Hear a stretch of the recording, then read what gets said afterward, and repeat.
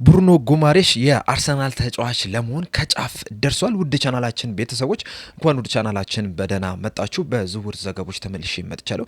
በሳት የምንመለከታቸው ብሩኖ ጉማሬሽ ወደ አርሰናል ለመዘዋወር መቃረቡን ተዘግቧል። እንደዚሁም ሪያል ማድሪድና ባርሴሎናዎች የማንቸስተር ሲቲ ተጫዋች የሆነውን ሮድሪን ለማስፈረም ፍላጎት እንዳላቸው እየተነገረ ይገኛል። ሪያል ማድሪዶችም ለቪኒሲየስ ጁኒየር አዲስ የኮንትራት ጥያቄ እንዳቀረቡለትም ተዘግቧል። ኒውካስል ዩናይትዶችም አዲስ አሰልጣኝ መቅጠራቸውን ይፋ አድርጓል። እነዚህና ሌሎችንም በቆይታችን የምንመለከት ይሆናል። እናንተም እስከ መጨረሻው ደቂቃ ድረስ አብራችሁ ቆይታችሁ እንድትከታተሉት ያላችሁን ሀሳብ አስተያየት ኮሜንት ሴክሽን ላይ በመጻፍ እንድታሳውቁኝ፣ ሰብስክራይብ፣ ላይክ፣ ሼር እያደረጋችሁም የቻናሉ ቤተሰብ እንድትሆኑ በአክብሮት እጠይቃለሁ። አሁን በቀጥታ ወደ ዘገባዎቹ የምናመራ ይሆናል። አብራችሁን ቆዩ። በመጀመሪያም ኒውካስል ዩናይትድን የምንመለከት ይሆናል። በትናንትናው ዕለት ኒውካስል ዩናይትዶች ማቲያስ ጄስሊን ማስፈረማቸውን ወይም አዲስ አሰልጣኝ አድርገው መሾማቸውን ይፋ አድርጓል። ይህ አሰልጣኝ እንግዲህ ከዚህ ቀደምም ወደ ኒውካስል ዩናይትድ ያመራል ተብሎ ሲጠበቅ ነበረ። እናም በስተመጨረሻም ኒውካስል ዩናይትዶች አሰልጣኙን መቅጠራቸውን ይፋ አድርጓል። እንደሚታወቀው ከዚህ ቀደም ላለፉት 5 ዓመታት ኤዲሃው ነበረ የኒውካስል ዩናይትድ አሰልጣኝ የነበረው። በቆይታውም ከ7 ዓመታት በኋላ ለመጀመሪያ ጊዜ የካራባኦ ካፕ ዋንጫ አሸናፊ ማድረግ ይችላል። እንደዚሁም በሻምፒየንስ ሊግም ተሳታፊ ማድረግ ችሎ ነበረ። ነገር ግን በራሱ ፍቃድ ከክለቡ ለመውጣት በመፈለጉ ምክንያት በቅርቡ በስምምነት መለያየታቸው አይዘነጋም። በሱ ምትክም ኒውካስል ዩናይትዶች ማቲያስ ጄስሊን በአሰልጣኝነት መቅጠር ችሏል። ይህም አሰልጣኝ ከዚህ ቀደም የሳውዲ ክለብ የሆነውን አልአህሊ ነበረ ሲያሰልጠን የነበረው። በዛ ቆይቶም የኤዥያን ሻምፒየንስ ሊግን በተከታታይ 2 ዓመት እንዲያሸንፉ ማድረግ ችሏል። በ2024/25 የውድድር ዘመንና በ2025/26 የውድድር ዘመን እና ከዚህ ስኬት በኋላ ነው እንግዲህ ወደ ኒውካስል ዩናይትድ መምጣት የቻለው። ነገር ግን በኒውካስል ዩናይትድ ቤት ከባድ ፈተና ይጠብቋል ተብሎ ነው የሚጠበቀው። በተለይ በዚህ የክረምት የዝውውር መስኮት ወሳኝ የሚባሉ ተጫዋቾቻቸውን አጥቷል። እንደሚታወቀው የዝውውር መስኮቱ ልክ እንደተከፈተ አንቶኒ ጎርደን ወደ ባርሴሎና ማቅናቱ አይዘነጋም። እንደዚሁም ደግሞ ከጥቂት ሳምንታት በፊት ሳንድሮ ቶናሊም በ100 ሚሊዮን ፓውንድ ቶተናምን ተቀላቅሏል። አሁን ደግሞ ብሩኖ ጉማሬሽ አርሰናልን ለመቀላቀል ከጫፍ ደርሷል። በትናንትናው ዕለትም የሕክምና ምርመራም እንዳደረገም ነው እየተነገረ የሚገኘውና እነዚህ ወሳኝ የሚባሉ ተጫዋቾቻቸውን አጥቶ ነው እንግዲህ አሰልጣኝ የሚመጣውና ለቀጣይ ሲዝን ከባድ ፈተና ይኖረዋል ተብሎ ይጠበቃል። ይህንን ፈተና ይወጣዋል አብረን የምንመለከት ይሆናል። ነገር ግን እስካሁን ድረስ ባሳየው እንቅስቃሴ ግን በጣም ጎበዝ አሰልጣኝ እንደሆነ ነው እየተነገረ የሚገኘው። በትናንትናው ዕለትም በስፔን በላማንጋ የሚገኘውን የኒውካስል ቡድንን መቀላቀል ይችላል። ከዚህ በኋላም እንግዲህ በኒውካስል ዩናይትድ አሰልጣኝነቱ የምንመለከተው ይሆናል። በመቀጠልም ዘ አትሌቲክስ ይዞት የወጣውን ዘገባ ነው የምንመለከተው። በዘገባው መሰረትም ባርሴሎናዎች የማንቸስተር ሲቲ ተጫዋች የሆነውን ሮድሪ ለማስፈረም ፍላጎት አሳይተዋል እያለን ይገኛል። እንደሚታወቀው ከጥቂት ሳምንታት በፊት ሪያል ማድሪዶች ይህንን ተጫዋች ለማስፈረም አንዳንድ እንቅስቃሴዎችን እንደጀመሩ ዘ አትሌቲክስ ዘግበው ነበረ። አሁን ደግሞ ሌላኛው የስፔን ሀያል ክለብ የሆነው ባርሴሎናዎችም ይህንን ተጫዋች ለማስፈረም ፍላጎት አሳይቷል እየተባለ ይገኛል። ተጫዋቹም ባርሴሎናዎች ባቀረቡለት ፕሮፖዛል ደስተኛ እንደሆነ ነው እየተነገረ የሚገኘውና ለባርሴሎናም እንደዚሁም ደግሞ ለሪያል ማድሪድ ለመፈረም ፈቃደኝነቱን ገልጿል እየተባለ ይገኛል። በተለይ እንደሚታወቀው ከዚህ ቀደም ሮድሪ በሰጠው አሴት ወደ ላሊጋ ወደ ስፔን መመለስ እንደሚፈልግ ተናግሮ ነበረ። በተጨማሪም ለሪያል ማድሪድ መጫወትም ትልቅ ክብር እንደሆነም ሲናገር ነበርና ምናልባትም በዚህ የክረምቱ የዝውውር መስኮት ማንቸስተር ሲቲ ለቆ ወይ ወደ ባርሴሎና ወይም ደግሞ ወደ ሪያል ማድሪድ ሊያቀና ይችላል እየተባለ ይገኛል። በተለይ በማንቸስተር ሲቲ ቤት የሚያቆየው የ1 ዓመት ኮንትራት ብቻ ነው የቀረው። እናም በቀጣይ ሲዝን በማንቸስተር ሲቲ ቤት የሚቆየው ከሆነ በ2027 የክረምቱ የዝውውር መስኮት ይህንን ተጫዋች በነፃ የሚያጡት ይሆናል። ይህንን ደግሞ ማንቸስተር ሲቲዎች ይፈልጋሉ ተብሎ አይጠበቅም። እናም ከወጣም በዚህ የክረምቱ የዝውውር መስኮት ካልሆነም ደግሞ ኮንትራቱን እንዲያራዝም ይፈልጋሉ ነው እየተባለ የሚገኘው። እናም በዚህ የክረምቱ የዝውውር መስኮት ማንቸስተር ሲቲን የመልቀቅ ዕድሉ ከፍተኛ እንደሆነ ነው እየተነገረ የሚገኘው። እንደዚሁም ባርሴሎናዎችም የመሀል ሜዳቸውን ለማጠናከር ከፍተኛ ፍላጎት አላቸው። በተለይ ደግሞ በቅርቡ ፍራንኪ ዲዮግ በጉዳት ምክንያት ረዘም ላለ ጊዜ ከሜዳ እንደሚርቅ ተነግሯልና እሱ ቦታ ላይ መጠናከር መቻል አለበት። ሮድሪ ደግሞ ቀዳሚ ምርጫቸው አድርጎታል ነው እየተባለ የሚገኘው። ነገር ግን ደግሞ ሮድሪን ማስፈረም የሚፈልጉ ከሆነ ተጫዋቾችን መልቀቅ፣ ተጫዋቾችን መሸጥ፣ እንደዚሁም ገቢ ማግኘት እንዳለባቸው ነው እየተነገረ የሚገኘው። ይህንን ያሳኩታሉ አብረን የምንመለከት ይሆናል። የትኛውም ክለብ ይህንን ቢያስፈርም ግን ሪያል ማድሪድም ቢሆን ባርሴሎናም ቢሆን ይህንን ተጫዋች ካስፈረሙ ግን ለክለቦቻቸው ትልቅ ጥቅም ይሰጣል ተብሎ ይጠበቃል። ይህ ተጫዋች እንግዲህ 2019 ላይ ነበረ ማንቸስተር ሲቲን መቀላቀል የቻለው።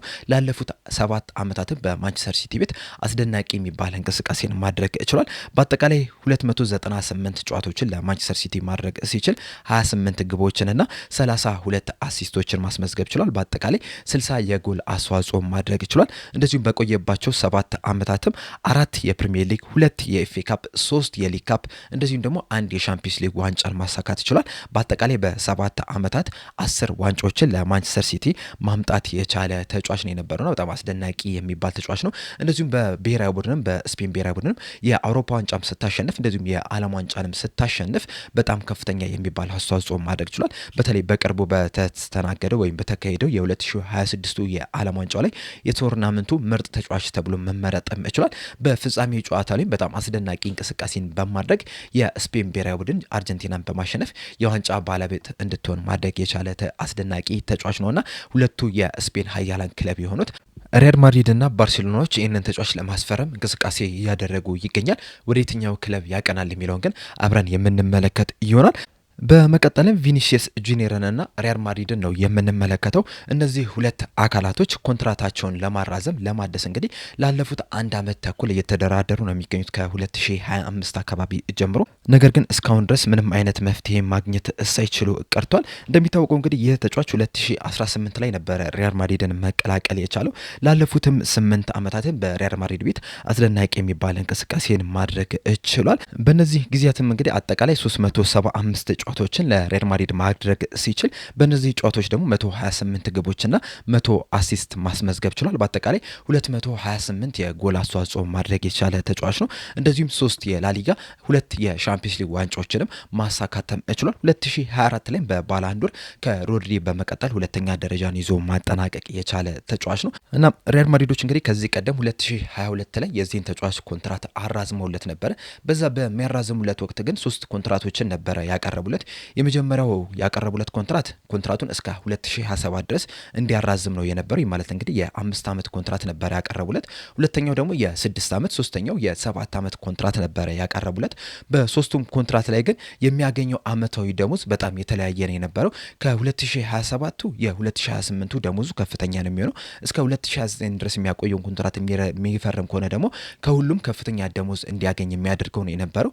ነገር ግን በዛ በወቅቱ ተጫዋቹና የተጫዋቹ ተወካዮች ከዚህ በኋላ ምርጥ ብቃታችንን እናሳያለን፣ የዛኔ ተጨማሪ ኮንትራቶችን ስናራዘም ተጨማሪ ገቢዎችን እናገኛለን በሚል እስከ 2027 ድረስ ብቻ ኮንትራቱን ሊያራዘም ችሏል። እናም ካለፉት 1 ዓመት ተኩል ጀምሮ ከ2025 ጀምሮ እንግዲህ ተጨማሪ ኮንትራት ለማራዘም ከሪያል ማድሪድ ጋር የተለያዩ ድርድሮችን እያደረጉ ነው የሚገኙት። ነገር ግን እስካሁን ድረስ ምንም አይነት ውጤታማ የሆነ ድርድሮችን ማድረግ አልቻሉም።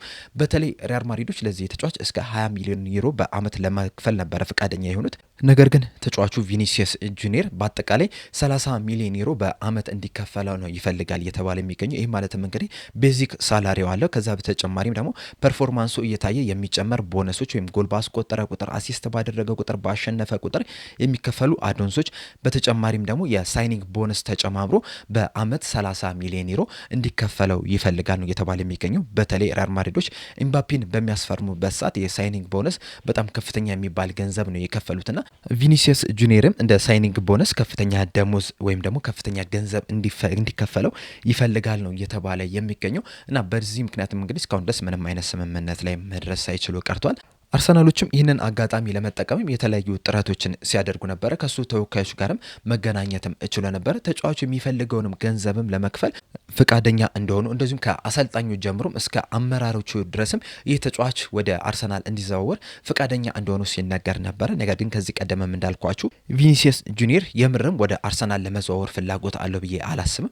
ይልቁንም አርሰናሎች እንደ እጅ መጠምዘዣ ነው የተጠቀመባቸው። ሪያል ማድሪዶች የሚፈልገውን ገንዘብ እንዲከፍሉት አርሰናሎችን እንደ አንድ መንገድ ተጠቅሞባቸዋል ብዬ አስባለሁ። ምክንያቱም ደግሞ በትናንትናው ዕለት ሪያል ማድሪዶች አዲስ የኮንትራት ጥያቄ አቅርበውለታል። ይህም የኮንትራት ጥያቄ ደግሞ ከዚህ ቀደም ከነበረው የተሻለ እንደሆነ ነው እየተነገረ የሚገኘውና ይህንን ኮንትራት የመፈረም እድሉ ከፍተኛ እንደሆነ ነው እየተዘገበ የሚገኘው። በተለይም ደግሞ ጆዜ ሞሪኖ በዚህ ተጫዋች የኮንትራት ሂደት ላይም እጃቸውን እንዳስገቡ እንደዚሁም ከተጫዋቹ ጋርም እንደተነጋገሩም ነው እየተነገረ የሚገኘው እና በዚህ ምክንያትም በቀጣይ ዓመታትም ቪኒሲየስ ጁኒየርን በሪያል ማድሪድ ቤት እንመለከተዋለን የሚል ግምት አለኝ። በቅርቡም ሪያል ማድሪዶች የዚህ ተጫዋች ኮንትራትን ማራዘማቸውን ይፋ ያደርጋሉ የሚል ዜናን ልንሰማ የምንችልበት ከፍተኛ እድል አለ ብዬ አስባለሁ። ሪያል ማድሪድን ካነሳን አይቀር በቀጣይ የምንመለከተው ያን ዲያሜንዴ ነው። ላለፉት ጥቂት ሳምንታት ሪያል ማድሪዶች ይህንን ተጫዋች ከአርቢ ላይፕዚግ ለማሰረ የተለያዩ እንቅስቃሴዎችን እያደረጉ ነው የሚገኙት። በትናንትናው ዕለትም ፋብሪዚዮ ሮማኖ እንደዚሁም ደግሞ ዘ አትሌቲክስ ይዞት በወጡት ዘገባ መሰረት ሪያል ማድሪዶች ያን ዲያሜንዴን ከአርቢ ላይፕዚግ ለማስፈረም ከአርቢ ላይፕዚግ ጋር ከስምምነት ላይ መድረሳቸውን እየነገሩን ይገኛሉ። ይህንንም ተጫዋች ለማስፈረም እንግዲህ በአጠቃላይ 140 ሚሊዮን ዩሮ ለመክፈል ነው የተስማሙት። ይህ ማለት እንግዲህ 125 ሚሊዮን ዩሮ በቀጥታ የሚከፈል ሲሆን 15 ሚሊዮን ዩሮ ደግሞ እየታየ የሚጨመር እንደሆነ ነው እየተነገረ የሚገኘው። ይህ ተጫዋች እንግዲህ በዚህ የክረምቱ የዝውውር መስኮት ብዙ ካነጋገሩ ተጫዋቾች መካከል አንደኛው ነው። በተለይ መጀመሪያ አካባቢ ወደ ሊቨርፑል ይዘዋወራል ተብሎ ሲጠበቅ ነበረ። ከዛ በኋላም ደግሞ ሀሳቡን ቀይሮ ፒኤስጂ ነው መቀላቀል የምፈልገው የሚል አስተያየትን ሰጠ። ከዛ በኋላም እንግዲህ ወደ ፒኤስጂ ይቀላቀላል ተብሎ በስፋት ሲጠበቅ ነበረ። ፒኤስጂዎችም ከአርቢ ላይፕዚግ ጋር የተለያዩ ድርድሮችን እያደረጉ ነበረ። ከዛ በኋላ ግን ሪያል ማድሪዶች ይህንን ተጫዋች ለማስፈረም እንቅስቃሴ ማድረግ ጀመሩ። ተጫዋቹም ሙሉ ለሙሉ ሀሳቡን ቀይሮ ወደ ሪያል ማድሪድ ለመዘዋወር ፈቃደኝነቱን አሳየ። በዚህ ሰዓትም እንግዲህ ሪያል ማድሪዶች የዚህ ተጫዋችን የዝውውር ሂደት ለማጠናቀቅ ከጫፍ ደርሷል። በገንዘብ ዙሪያም በክፍያ ዙሪያም ከአርቢ ላይፕዚግ ጋር ከስምምነት ላይ ደርሷል። በቅርቡም ለሕክምና ምርመራም ወደ ማድሪድ ያቀናል ተብሎ ይጠበቃል። በተለይ አርቢ ላይፕዚጎች ለቅድመ ውድድር ዝግጅት ወደ አውስትሪያ በረዋል። ነገር ግን ይህ ተጫዋች ከነሱ ጋር አብሮ እንዳልተጓዘ ነው እየተነገረ የሚገኘውና ምናልባትም በቀጣይ ጥቂት ቀናቶች ውስጥ የሕክምና ምርመራ አድርጎ የሪያል ማድሪድ ተጫዋች መሆኑ ይፋ ሊደረግ ይችላል። ይህ ማለትም እንግዲህ በቀጣይ ሲዝን ሪያል ማድሪዶች የፊት ለፊት መስመራቸውን በግራ ክንፍ ላይ ቪኒሲየስ ጁኒየር 9 ቁጥር ቦታ ላይ ኤምባፔ እንደዚሁም ደግሞ በቀኝ ክንፍ ላይ ደግሞ ያን ዲያሜንዴ ሊጠቀሙ ይችላሉ። ሶስቱም በጣም ፈጣን የሚባሉ ተጫዋቾች ናቸውና በቀጣይ ዓመታት በላሊጋው ላይም በሻምፒዮንስ ሊግ እንግዲህ ውጤታማ ቡድንን ለመገንባት የተለያዩ ጥረቶችን እያደረጉ ይገኛሉ። እናም በዚህ የክረምት የዝውውር መስኮትም ይህን ነገር ለማሳካት በጣም ጥሩ የሚባሉ ተጫዋቾችንም ሲያስፈርሙ መመልከት ይችላል። በቀጣይም ደግሞ ያን ዲያሜንዴንም ማስፈረማቸውንም ይፋ ያደርጋሉ ተብሎ ይጠበቃል። በመቀጠልም አርሰናል ነው የምንመለከተው። አርሰናሎች ብሩኖ ጉማሬሽን ከኒውካስል ዩናይትድ ለማስፈረም ከጫፍ ደርሷል። በትናንትናው ዕለትም የሕክምና ምርመራም እንዳደረገ ነው እየተነገረ የሚገኘው። አርሰናሎች እንግዲህ ይህንን ተጫዋች ለማስፈረም 75 ሚሊዮን ፓውንድ ለመክፈልም ከስምምነት ላይ መድረስ ችሏል። ኒውካስል ዩናይትዶች እንግዲህ ይህንን ተጫዋች የመልቀቅ ምንም አይነት ፍላጎት አልነበራቸውም። በተለይ ቅድም እንዳልኳቸው አንቶኒ ጎርደንን ለባርሴሎና፣ ሳንድሮ ቶናሊን ደግሞ ለቶተናም ሸጠዋልና እነዚህ ወሳኝ የሚባሉ ተጫዋቾቻቸውን አጥተው ሌላኛው ወሳኝ ተጫዋቻቸውን ማጣት አይፈልጉም ነበረ። ነገር ግን አርሰናሎች በደንብ ገፍተው በመሄዳቸው ምክንያት እንደዚሁም ተጫዋቹን ከኒውካስል ዩናይትድ ለመልቀቅ ፍላጎት ማሳየቱን ተከትሎ ለአርሰናሎች በ75 ሚሊዮን ፓውንድ ለመሸጥ ከስምምነት ላይ መድረሳቸው ተነግሯል። በተለይ ደግሞ ብሩኖ ጉማሬሽና ኤዲሃው በጣም ጥሩ የሚባል ቅርበት ነበራቸውና የኤዲሃው ኒውካስል ዩናይትድን መልቀቅ ብሩኖ ጉማሬሽም ክለቡን እንዲለቅ ገፋፍቶታል ነው እየተባለ የሚገኘው። በእርግጥ ከዛ ቀደምም ይህ ተጫዋች ወደ አርሰናል ሊዘዋወር ይችላል የሚሉ መረጃዎችን ስንሰማ ነበረ። በተለይ አርሰናሎች ይህንን ተጫዋች ለማስፈረም ከአንድ ወር በፊት ነበረ ጥያቄ ያቀረቡት። በሰዓቱም እንግዲህ 45 ሚሊዮን ፓውንድ ለመክፈል ነበረ ፈቃደኛ የነበሩት። ነገር ግን ኒውካስል ዩናይትዶች ይህንን ጥያቄያቸውን ውድቅ አድርጎታል። በተለይ በሰዓቱ ኒውካስል ዩናይትዶች ይህንን ተጫዋች የመሸጥ ምንም አይነት ፍላጎት አልነበራቸውም። በቀጣይ ዓመታት እንግዲህ የተለየውን ቡድን ለመገንባት አሁን ላይ እንቅስቃሴ እያደረጉ ነው የሚገኙት። ወሳኝ የሚባሉ ተጫዋቾቻቸውን ለቀው በአዳዲስ ወጣት እንደዚሁም ደግሞ ለማሸነፍ ረሃብ ባላቸው ተጫዋቾች ቡድኑን ለመገንባት ጥረት እያደረጉ ነው የሚገኙትና ይህንን ቡድን ደግሞ በብሩኖ ጉማሬሽ ለመምራት ነበረ ሀሳባቸው የነበረው። ነገር ግን ደግሞ ኤዲሃው መልቀቁን ተከትሎ ሳንድሮ ቶናሊ እንደዚሁም ደግሞ አንቶኒ ጎርደን መልቀቁን ተከትሎ ይህ ተጫዋችም ከኒውካስል ዩናይትድ ለመልቀቅ ፍላጎት እንዳሳየ ነው እየተነገረ የሚገኘው። በዚህ ምክንያትም ኒውካስል ዩናይትዶች በዚህ ሰዓት በ75 ሚሊዮን ፓውንድ ለአርሰናል ለመሸጥ ፍቃደኛ ሆኗል ነው እየተባለ የሚገኘውና ከጥቂት ሳምንታት በፊት ጀምሮ እንግዲህ ይህ ተጫዋች ከክለቡ እንደሚለቅ ግልጽ እየሆነ መምጣቱም መዘገብ ችሏል። ይህ ተጫዋች መልቀቁ ግን ለኒውካስል ዩናይትድ በጣም ከፍተኛ ኪሳራ ነው የሚሆንባቸው። በተለይ የተጫዋቹን ኳሊቲ ከተመለከትን ወደ ኒውካስል ከመጣ ጀምሮ የኒውካስል የልብ ምት ነው የነበረው። ኒውካስል ዩናይትዶች ከ70 ዓመታት በኋላም የካራባኦ ካፕ ዋንጫ አሸናፊ በሚሆንበት ሰዓትም የዚህ ተጫዋች አስተዋጽኦ በጣም ላቅ ያለ ነው የነበረው። ከ2022 ከማርች ጀምሮ እንግዲህ የተጫዋች 19 የፕሪሚየር ሊግ ጨዋታዎች አምልጦታል። በእነዚህ 19 የፕሪሚየር ሊግ ጨዋታዎች ውስጥ ደግሞ ሁለቱም ብቻ ነው ኒውካስል ዩናይትዶች ማሸነፍ የቻሉት። ይህም የሚያሳየው ደግሞ የተጫዋቹን በጣም አስፈላጊነትና በቡድን ውስጥ ያለውም ላቅ ያለ ሚና ነው የነበረው። ከኳስ ጋር ምቾት የሚሰማው ተጫዋች ነው። ከኋላ መስርተው በሚወጡበት ሰዓትም የዚህ ተጫዋች ሚና ላቅ ያለ ነው የነበረው። ወደፊትም በመሄድም ጎል ሲያስቆጥር ተመልክተነዋል። እድሎችንም ሲፈጥሩ የተመለከትነው ተጫዋች ነው። ከዛ በተጨማሪም የቡድን አምበል ነው፣ መሪም ጭምር ነውና ይህንን አይነት ኳሊቲ ነው ኒውካስል ዩናይትዶች ያጡት እና ይህንን ተጫዋችም ለመተካትም እንግዲህ በጣም ትልቅ ኃላፊነት ነው ያልነባቸው። ቅድም ላልኳችሁ ማቲያስ ጄስሊም ትልቁ ኃላፊነት እነዚህ ወሳኝ ተጫዋቾችን እንዴት እተካለሁ የሚል ነው። ቡድኑን እንዴት ነው ምገነባው የሚለው ነው። ምክንያቱም ብሩኖ ጉማሬሽ በኒውካስል ዩናይትድ ቤት በጣም ወሳኝ ሚና ነው የነበረውና የተጫዋች መልቀቁ ለኒውካስል ዩናይትዶች ትልቅ ኪሳራ፣ ትልቅ ክፍተት ይፈጥርባቸዋል ተብሎ ይጠበቃል። ለአርሰናሎች ግን በጣም ትልቅ ግብአት ነው የሚሆንላቸው። በተለይ በመሀል ሜዳው ላይ ከዴክላን ራይስ ጋር በመጣመር በጣም አስደናቂ የሚባል የመሀል ሜዳ ጥምረትን ሊያስመለክቱን ይችላሉ ተብሎ ይጠበቃል። በተለይ ሁለቱንም ተጫዋቾች ከተመለከትን የትኛውም ቦታ ላይ መጮት ይችላሉ። 6 ቁጥር ቦታ ላይ፣ 8 ቁጥር ቦታ ላይ ካስፈለገም 10 ቁጥር ቦታ ላይ መጮት የሚችሉ ተጫዋቾች ናቸውና ሁለቱ አሪፍ ጥምረትን ያስመለክታሉ ተብሎ ይጠበቃል እና ማይክል አርቴታ በቀጣይ ዓመት በድጋሚ የፕሪሚየር ሊጉን ዋንጫ ለማሳካት በሚያደርጉት እንቅስቃሴ ላይ የዚህ ተጫዋችን ማስፈረማቸው ወይም የዚህ ተጫዋች እንቅስቃሴ ወሳኝ ሚና ይኖራል ተብሎ ይጠበቃል። እናም አርሰናሎች ጥሩ ተጫዋቾችን ማስፈረም ይችላል። በእርግጥ ብሩኖ ጉማሬሽ 28 ዓመቱ ላይ ነው የሚገኘው። ከ4 ወር በኋላም 29 ዓመቱ ላይ ይደርሳል። እንደዛም ቢሆንም ግን ለአርሰናል በጣም ጥሩ የሚባል ተጫዋች ነው። እንደዚሁም ዴክላን ራይስን ማሳረፍ በተፈለገ ሰዓትም የእሱን ሚና መጩት የሚችል ተጫዋች ነውና ለዴክላን ራይስም አሪፍ አጣማሪ እንደዚሁም ደግሞ ለዴክላን ራይስም አሪፍ ተተኪ ማግኘት ችለዋል። በቀጣይ ዓመትም በፕሪሚየር ሊጉም እንደዚሁም ደግሞ በሻምፒዮንስ ሊጉም በሚያደርጓቸው እንቅስቃሴዎች ላይ የዚህ ተጫዋች ሚና ላቅ ያለ ይሆናል ተብሎ ይጠበቃል። እናም አርሰናልም በጣም ጥሩ የሚባል ተጫዋችን በ75 ሚሊዮን ፓውንድ ከኒውካስል ዩናይትድ ማስፈረም ችሏል። በተቃራኒው ደግሞ አርሰናሎች ኖርጋርድን በ7 ሚሊዮን ፓውንድ ለኤቨርተን መሸጥ ችሏል። እንደሚታወቀው ኖርጋርድ ከብሬንትፎርድ ነበረ ማስፈረም የቻለው። ላለፈው ዓመትም እንግዲህ በአርሰናል ቤት ሲጫወት ተመልክተነዋል። በእርግጥ ብዙ ጨዋታዎችን አልተጫወትም፣ ነገር ግን አንዳንድ ጨዋታዎች ላይ ተቀይሮም እየገባም አንዳንድ የሊግ ካፕና የኤፍኤ ካፕ ጨዋታዎች ላይም በቋሚነት እየጀመረ ለአርሰናል ሲጫወት መመልከት ችለናል። ከአርሰናል ጋርም የፕሪሚየር ሊግ ዋንጫን ማንሳት ይችላል። በቀጣይ ዓመት ግን በኤቨርተን ቤት የምንመለከት ይሆናል። ይህ ለኤቨርተን አሪፍ ዝውውር ነው ብዬ አስባለሁ። በተለይ ልምድ ያለው ተጫዋች ነው። በተጨማሪም ዴቪድ ሞይስ የሚፈልጉት አይነት ፕሮፋይል ያለው ተጫዋች ነውና ለአርሰናልም ለኤቨርተንም ትክክለኛው ዝውውር ነው ብዬ አስባለሁ።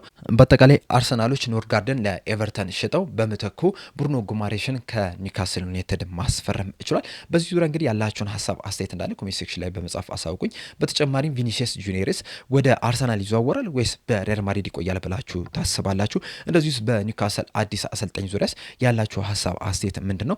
ሮድሪስ ወደ ሪያል ማድሪድ ወይስ ወደ ባርሴሎና ይቀላቀላል ብላችሁ ታስባላችሁ? መልሳችሁን አስተያየታችሁን እንዳለ ኮሜንት ሴክሽን ላይ በመጻፍ አሳውቁኝ። ለአሁን እኔ እዚህ ላይ አበቃው። በቀጣይ በሌላ እስከምንገናኝ ድረስ ሰብስክራይብ፣ ላይክ፣ ሼር ማድረግ እንዳትረሱ። ቸር ያቆየን።